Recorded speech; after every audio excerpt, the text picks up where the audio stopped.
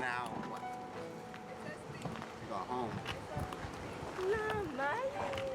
Funny. Why are you making that face?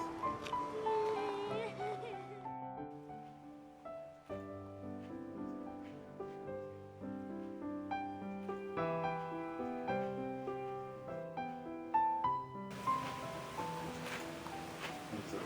The camera's getting it. It's okay. The camera's getting it.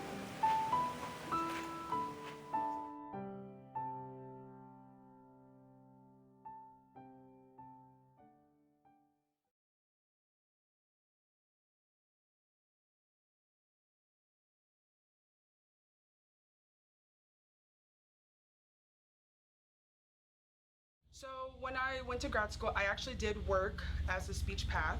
I did that, and I mean, I liked it, I enjoyed it, but I just could not see myself spending the rest of my life doing that.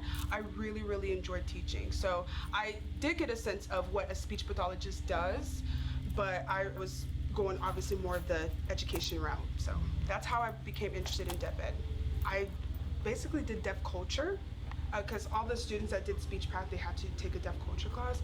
So I took deaf culture and I was blown away. Like, I was seriously blown away because I never knew that deaf people had a culture. I just made the assumption, I guess it was very ignorant misconceptions that, oh, all deaf people, they can't hear and they all do sign language. But it was a real shock for me to go into the class and learn that they have a culture, they have a sense of awareness, they have pride, there was a community. So that really touched me. And so when I took the class, I just fell in love. I was like, I want to work with deaf people. Hi, I'm Brooke, and I am a deaf ed teacher. So when they come in here, one of the first things I do is I show them my hearing aid, and they go, oh. So it's just an automatic connection. We have something in common, and then we go from there.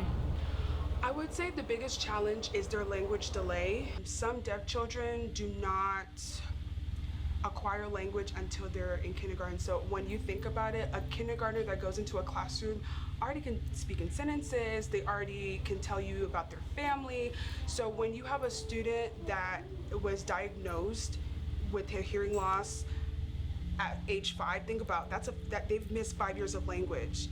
So when they go into the classroom, you have students that are speaking in sentences, and then you have this deaf student that doesn't know letters or numbers.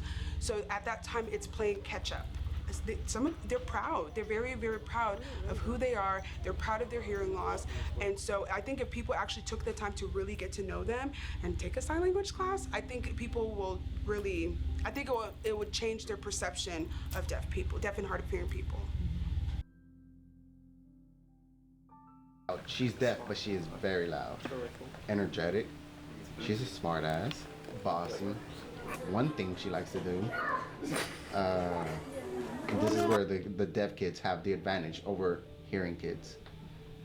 When you were upset with your parents, you just went into your room, but you can hear them yelling. She'll flip off her devices so she can't hear me.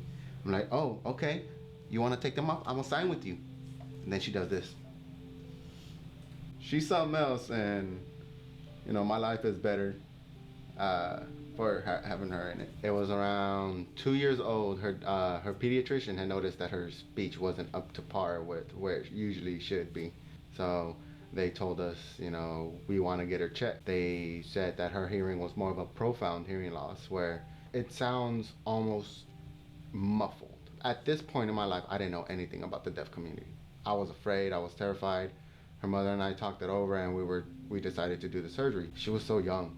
You know, so young. She was not even 3, 2.5. Before the surgery, she had maybe 2 or 3 words. Now she can form a few sentences, and she is more vocal. But her primary form of communication is sign language. 3 years after she got the surgery is when I started to learn sign language. That's the biggest part. It's just learning her language. So the deaf community commends every parent that learns the language. The reason why it's amazing is because not every parent does. And I couldn't picture not being able to communicate with my daughter. 7 years ago, my worst fear was she's deaf. How is she gonna continue? How is life gonna be with her? How can she get through the obstacles, you know, that life has? Life is hard growing up as a regular kid, and now she's deaf. I don't feel that fear anymore. You know, she's a very resilient little girl, and she's gonna get through life one way or another, and I just hope that I prepare her enough for it. She's gonna be an amazing person, and I can't wait to see what comes. Baby,